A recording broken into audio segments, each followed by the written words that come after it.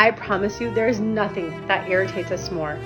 As a flight attendant, when people complain about babies crying. So if you're traveling, bring noise-canceling headphones, or maybe ask the parent if they need help. Don't even ask us to be moved to a different seat. Because I promise you, no one else wants that baby to stop crying more than that parent.